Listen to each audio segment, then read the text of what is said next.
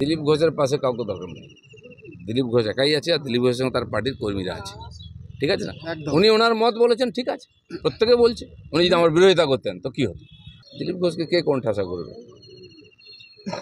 দিলীপ ঘোষ আছে, কারো দয়ায় নেতা হয়নি, কারো দয়ায় টিকে নেই। দিলীপ ঘোষ সাধারণ মানুষের সঙ্গে আছে, তারা আমার সঙ্গে। সকালবেলা দেখুন 50 জন আমার সঙ্গে মাঠে হাঁটছে।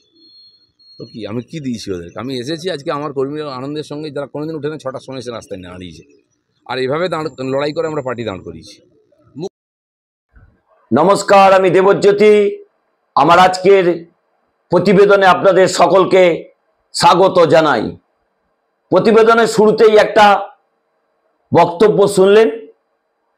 তার রাজনৈতিক পরিচয় হচ্ছে, এতদিন পর্যন্ত রাজনৈতিক অন্তর্ধানে ছিলেন, গোষ্ঠীদ্বন্দ্বের শিকার হয়ে সেই নতুন আগত নেতা দিলীপ ঘোষ। তিনি কি বললেন? তাকে কোনো গোষ্ঠী নাকি চুপ করিয়ে রাখতে পারবে না, কোনো গোষ্ঠীদ্বন্দ্বই নাকি তাকে চুপ করিয়ে বা মুখ বন্ধ করে রাখতে পারবে না। তার সঙ্গে আরো কয়েকটা কথা বললেন।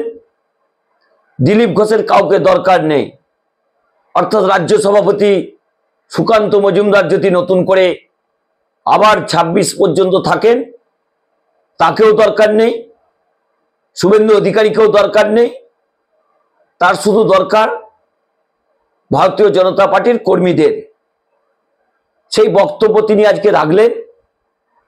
দিলীপ ঘোষ কি ভুলে গেলেন 24-এর লোকসভা নির্বাচনে পরাজয়ের পর তিনি কি বলেছিলেন?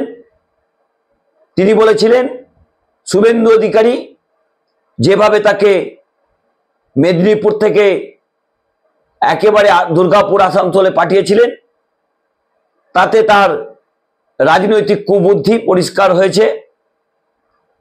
কেউ আসন পরিবর্তন করে প্রার্থীকে জেতানোর জন্য, তিনি বলেছিলেন যে তাকে পাঠানো হয়েছে হারানোর জন্য। তখন কি তিনি গোষ্ঠীদ্বন্দ্বের শিকার হননি? এছাড়াও আজকে বেশ কিছু নির্লজ্জের মতো এই দিলীপ ঘোষ, বিজেপির নেতা, যিনি 24-এর নির্বাচনের পর থেকে রাজনৈতিক বানপ্রস্থে ছিলেন, তিনি হঠাৎ করে জেগে উঠেছেন। এখন তিনি ধরাকে সরা জ্ঞান করছেন না, মুখে যা আসছে তাই পাগলের মতো প্রলাপ বকে যাচ্ছেন। তিনি গত কয়েকদিন আগে খড়গপুরে গিয়েছিলেন, সেখানে সাধারণ মানুষের বিক্ষোভের সামনে পড়েছিলেন। তারা একটা যথার্থ প্রশ্ন দিলীপ ঘোষকে জিজ্ঞেস করেছিল যে আপনি তো 5 বছর আগে সাংসদ হয়েছিলেন, এতদিন কোথায় ছিলেন? সেই প্রশ্ন শুনেই দিলীপ ঘোষ একেবারে তেলে বেগুনে জ্বলে উঠলেন। বুড়ো দিলীপ ঘোষ দাদাগিরির আকারে তাদের দিকে তেড়ে গেলেন। কি বলেছিলেন? গাড়ি চাপা দিয়ে মেরে দেবেন, বাড়িতে ঢুকে মারবেন, বাড়ি থেকে বের করে মারবেন। আরো বেশ কয়েকটি বিশেষণ তিনি দিয়েছিলেন। দিলীপ ঘোষের কাছে মস্তানি করতে এলে, দিলীপ ঘোষ মস্তানি করতে জানে, তাকে কাউকে প্রয়োজন হবে না। অর্থাৎ ভারতীয় জনতা পার্টির কোনো নেতাদের যে তার প্রয়োজন হবে না, সেই বার্তা কিন্তু দিলীপ ঘোষ দিলেন। সেই বার্তার অভিমুখ ছিল সুকান্ত মজুমদার এবং শুভেন্দু অধিকারীর দিকে। তা বোঝার জন্য রাজনৈতিক বিশেষজ্ঞ হতে হবে না। অর্থাৎ দিলীপ ঘোষের মতোই রয়েছেন, সেই রংবাজের মতো তিনি আচরণ করছেন। আজকে তিনি কৃষ্ণনগরে গেছিলেন, সেখানে তিনি কি বলেছেন? বলেছেন যে কয়েকজন পুতনা রাক্ষসী নাকি তাকে আক্রমণ করতে এসেছিল। সেই পুতনা রাক্ষসীদের তাড়া করে ঘরে ঢুকিয়ে দিয়েছেন, তাদের জন্য নাকি তিনি দা কিনেছেন। সেই একেবারে ইতিহাসের কথা মনে করে দিচ্ছেন, শূর্পণখার কিভাবে নাক কাটা গেছিল, সেই কথা তিনি আজকে বললেন। এই রাজনৈতিক দাদাগিরির মানে কি? তিনি কি বিহার উত্তরপ্রদেশের যে জঙ্গলরাজ চলছিল, এখনো চলে, সেই রাজনীতিকে আমদানি করার চেষ্টা করছেন। কি করার চেষ্টা করছেন? তার এক ভাই শুভেন্দু অধিকারী, তিনি ধর্মে ধর্মে যুদ্ধ লাগানোর চেষ্টা করছেন। তিনি আজকে বলছেন যে বিভিন্ন জায়গায় ইফতার পার্টি পালন হচ্ছে, বিভিন্ন সরকারি জায়গায় হচ্ছে, তাহলে কিন্তু আবার স্কুল কলেজে চণ্ডী পাঠ করতে হবে। যখন পুজো আচার আচরণ হয় সেইভাবে চণ্ডী পাঠ করতে হবে। একেবারে রাম মন্দিরে যেমন মন্দিরে পূজা হয়, তেমনি স্কুল কলেজগুলোকে শুভেন্দু অধিকারীরা মন্দিরের মতো করে তৈরি করতে চাইছেন। সেখানে পড়াশোনা বন্ধ হয়ে যাবে, শুধু মানুষ রামায়ণ মহাভারত এইসব পড়বেন। সেই শিক্ষায় এই আপাত হিন্দু নেতা শুভেন্দু অধিকারী দিচ্ছেন। সেই নিদান কতটা ভয়ঙ্কর তিনি হয়তো জানেন না। এই তো 2020 সাল, এই সময় তৃণমূল কংগ্রেসে ছিলেন, তিনি গেছিলেন কাঁথিতে ইফতার পার্টিতে, ভুলে গেছেন? পার্ক সার্কাসে ইফতার পার্টিতে ভুলে গেছেন? মুর্শিদাবাদে ইফতার পার্টিতে ভুলে গেছেন? মালদায় ইফতার পার্টিতে গেছিলেন, সেখানে কি অভিজ্ঞতা হয়েছিল আপনার নিশ্চয়ই মনে আছে। কি খেতে হয়েছিল সেগুলো নিশ্চয়ই মনে আছে। কি করে আপনি হঠাৎ করে কোন গঙ্গা স্নান করে এত বড় হিন্দু হলেন?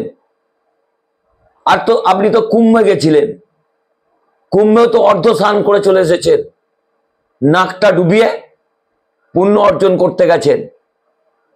তবে আপনি কুম্ভ গেছেন, ভালো করেছেন। কুম্ভে স্নান করলে আমার পুনর্জন্মের যে পাপগুলো ছিল সেগুলো দূর হতো।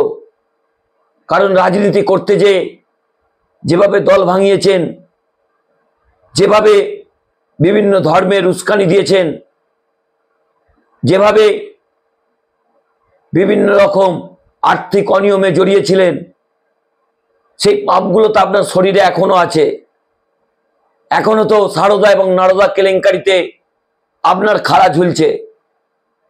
আপনাকে ভারতীয় জনতা পার্টি কেমন চেনে দেখুন।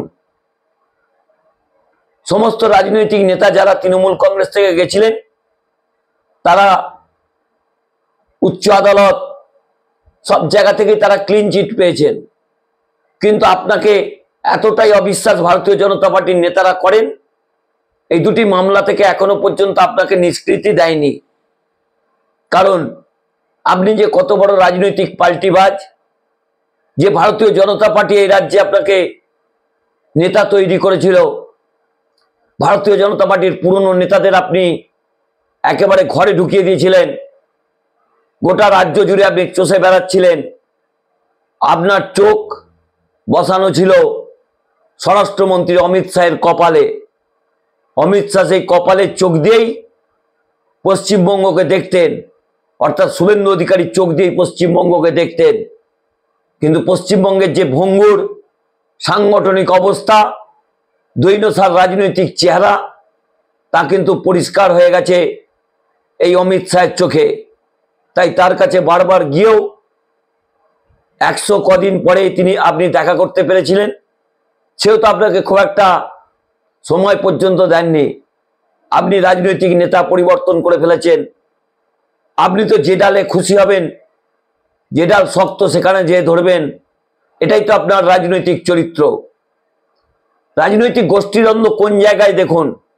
দিলীপ ঘোষের মতো একজন রাজনৈতিক নেতা 14 সালে তিনি হঠাৎই সভাপতি হয়েছিলেন আরএসএস থেকে, তাকে আজকে কটাক্ষ করলেন এই সদা সিপিএম থেকে আসা শঙ্কর ঘোষ, যার হাতে এখনো পর্যন্ত চের উল্কি আঁকা রয়েছে। সেই সিপিএম এর নেতা হঠাৎ করে ভারতীয় জনতা পার্টিতে যোগ দিয়েছেন। সেই শঙ্কর ঘোষ একটা বড় খেলোয়াড়। তিনি তার রাজনৈতিক যে প্রভু অশোক ভট্টাচার্যকে ল্যাং মেরে ভারতীয় জনতা পার্টিতে যোগদান করে তাকে পরাজিত করেছেন, তিনি আজকে দিলীপ ঘোষের সমালোচনা করছেন। দিলীপ ঘোষ যে পুতনা বা শূর্পণখার কথা বলেছেন, তাকে কটাক্ষ করেছেন এই সদ্য সিপিএম ত্যাগী নেতা, যিনি এখন ভারতীয় জনতা পার্টির উত্তরবঙ্গের একমাত্র রাজনৈতিক মুখ। তিনিও দিলীপ ঘোষের মতো নেতাকে কটাক্ষ করছেন। কারণ এই শঙ্কর ঘোষ হচ্ছেন শুভেন্দু অধিকারীর একেবারে পেটুয়া বললে কম বলা হয়। তাকে কোলে করে রাজনীতিতে শুভেন্দু অধিকারী নিয়ে এসেছেন।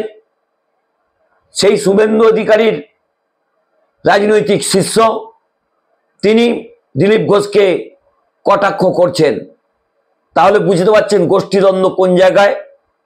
তাছাড়া গত কয়েকদিন ধরে যেভাবে দক্ষিণ 24 পরগনার সভাপতিকে নিয়ে বিভিন্ন জায়গায় পোস্টার পড়ছে, তাতে 4 জনকে আপনারা সাময়িকভাবে বরখাস্ত করেছেন। এতদিন পর্যন্ত দক্ষিণ কলকাতার বিভিন্ন জায়গাতে সেই পোস্টার পড়েছিল, এখন সেই পোস্টার একেবারে ভারতীয় জনতা পার্টির রাজ্য অফিসের দেয়ালে পর্যন্ত পৌঁছে গেছে। এখন কি করবেন? যে চূড়ান্ত গোষ্ঠীদ্বন্দ্ব, সেই গোষ্ঠীদ্বন্দ্ব থেকে নিজেরা আগে বাঁচুন, তারপরে ধর্ম খেলবেন, তারপরে দা দিয়ে মানুষের গলা কাটবেন, তারপরে মানুষের উপর দিয়ে গাড়ি চালিয়ে দেবেন, তারপর মানুষকে কটাক্ষ করে শূর্পণখা বলবেন। পশ্চিমবঙ্গ একটি রাজ্য যেখানে বিভিন্ন ধর্মের মানুষ থাকেন, সেখানে মমতা বন্দ্যোপাধ্যায় সাম্প্রদায়িক সম্প্রীতি রক্ষার জন্য সমস্ত সামাজিক অনুষ্ঠান, ধর্মীয় অনুষ্ঠানে তিনি অংশগ্রহণ করেন। সেই পশ্চিমবঙ্গে এসে আপনারা যে ধর্মের বিভাজন করার চেষ্টা করছেন, হিন্দু মুসলমানে দাঙ্গা লাগানোর চেষ্টা করছেন, তা বোধহয় এতটা সহজ হবে না।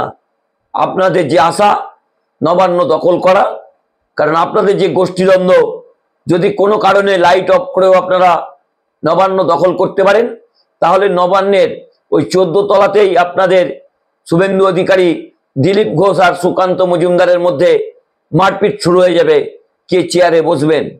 কারণ আপনাদের গোষ্ঠীদ্বন্দ্ব এতটাই বড় আকার নিয়েছে, আগামী দিনের এই গোষ্ঠীদ্বন্দ্ব কিন্তু আরো চূড়ান্ত রূপ নেবে।